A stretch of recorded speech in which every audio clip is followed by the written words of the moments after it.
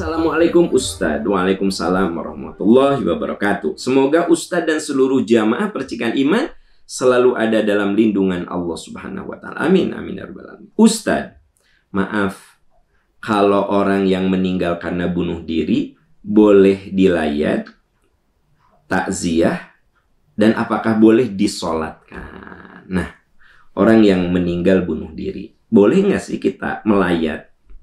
Atau bahkan kita menyolatkan? Boleh enggak? Gitu. Ya enggak? Kalau kita lihat surat An-Nisa, jelas-jelas bunuh diri itu dosa besar. Wala taqtulu anfusakum innallaha kana bikum rahima. Wa may yaf'al dzalika udwana wa dzulma fasawfa naslihi nara wa kana dzalika 'alallahi yasira. Nah, itu surat An-Nisa ayat 29, 30 ya, ayat 30-nya itu. Wala taqtulu anfusakum, jangan kamu bunuh diri. Innallaha kana bikum rahima. Allah itu sangat menyayangi kamu. Jadi Allah berfirman, jangan sampai kamu seberat apapun beban hidup bunuh diri. Allah tuh sayang sama kamu. Jadi Allah melarang bunuh diri itu karena Allah sayang gitu. Saudara-saudaraku tercinta, di negara-negara yang tidak bertuhan, boleh jadi bunuh diri itu merupakan solusi terbaik kan gitu.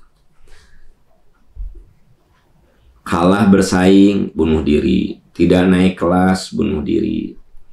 Tidak lulus kuliah, bunuh diri. Putus dengan pacar, bunuh diri, ya gitu. Yaitu negara yang tidak bertuhan gitu. Kita orang yang beragama itu kudu yakin seyakin-yakinnya Allah tuh sayang sama kita. Wala taqtulu anfusakum, jangan bunuh diri. Innallaha kana bikum rahima. Allah itu sayang sama kamu. Wa may yaf'al dzalika, siapa yang bunuh diri udwanan wa dzulman, ya, itu melanggar hak hidup dan aniaya. Fasawfa naslihi nara, maka dia akan masuk ke dalam neraka. Kalau ada kalimat masuk ke dalam neraka, berarti bunuh diri itu dosa besar. Ya.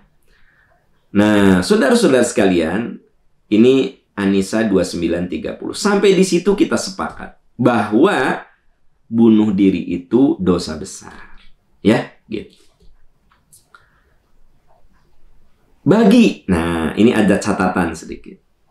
Bagi Anda yang na'udzubillah ya, tapi boleh jadi ada yang suka bisikan bunuh diri gitu loh.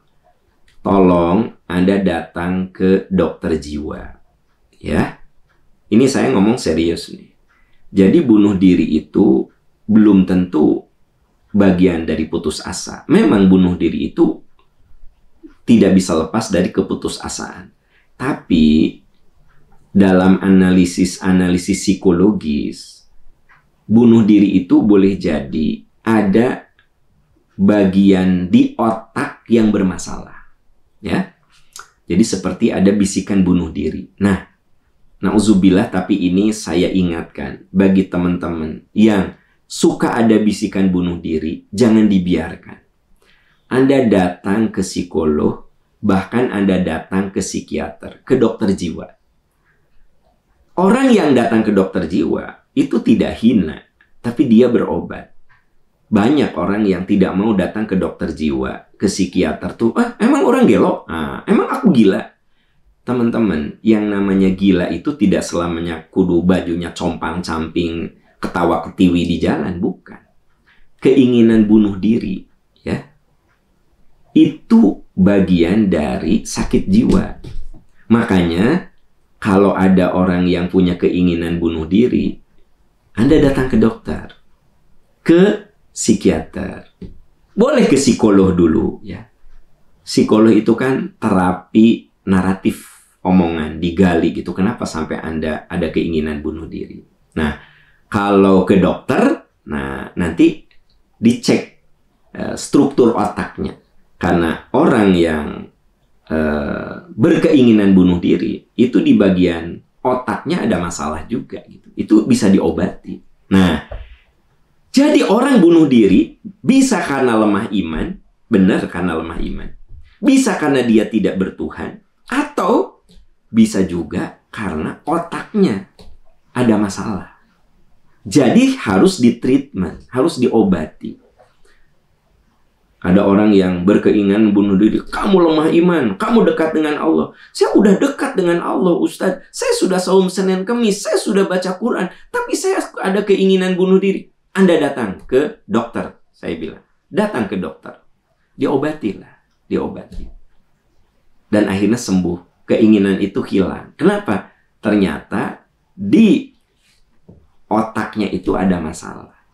Jadi kalau dipotret, bahasa awam saya, dipotret, otaknya itu ada beda gitu dengan orang yang normal. Nah, ini wilayah bidang kedokteran. Ini wilayah ahli jiwa, dokter ahli jiwa gitu. Ya.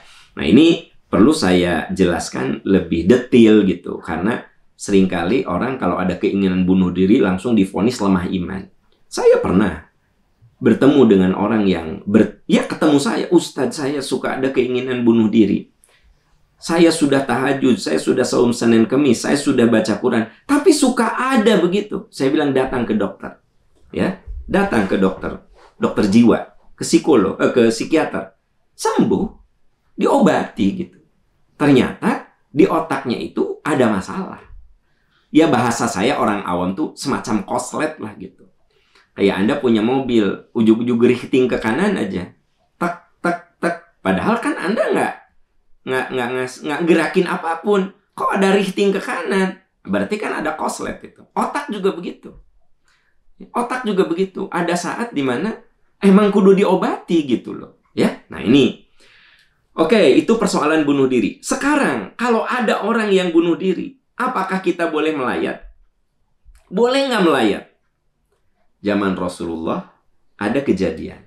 Sahabat melayat. Anna rojulan qatalan nafsahu bimasyaqiso. Ya. Zaman Rasulullah itu ada orang yang bunuh diri dengan pisau. Faqala Rasulullah sallallahu alaihi wasallam. Jadi sahabat melayat. Ya.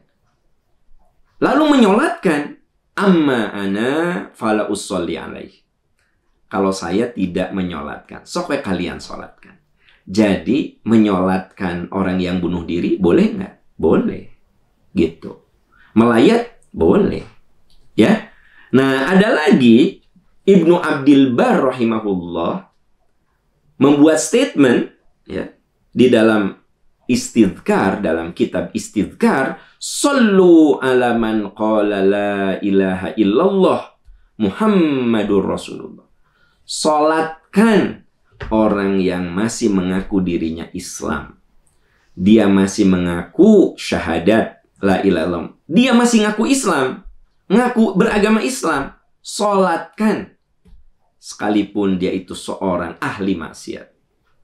Ada orang yang bunuh diri, Ustadz boleh salatkan? Boleh. Ustadz ada preman kerjaannya malak, ngegarong ya. Sampai akhirnya ke polisi ditembak. Mati dia. Salatkan nggak? Selama dia ngaku muslim, salatkan. Jadi ahli maksiat kayak apapun, sallu ala kulli man qala la ilaha illallah Muhammadur Rasulullah. Salatkan orang yang berkeyakinan tiada Tuhan kecuali Allah, Muhammad Rasulullah. Selama dia berkeyakinan beragama Islam. Kamu agama naon? Islam. Saudara-saudara bilang dia Islam, tapi kerjaannya tuh ngerampok, ya.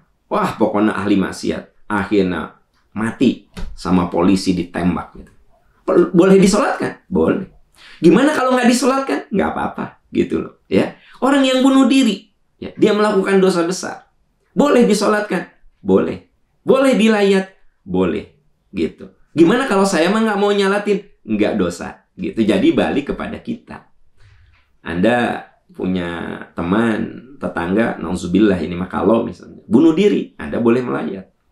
Tapi Anda mau nyolatin boleh, tidak juga nggak apa-apa, gitu. Yang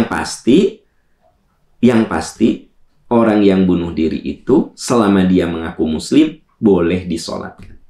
Ahli maksiat selama dia mengaku muslim boleh disolatkan. Tapi kalau Anda merasa nggak nyaman untuk menyolatkan, ya nggak apa-apa. Ya, saya mau menyolatkan, kenapa gitu? Kerjaan dia kayak begitu sampai ke polisi ditembak tuh, ya. Kerjaannya malak, kerjaannya merampok. Sih dia teh beragama Islam, tapi saya mah nggak mau nyolatin. Ya nggak apa-apa. Dosa ente dosa, nggak dosa gitu, ya.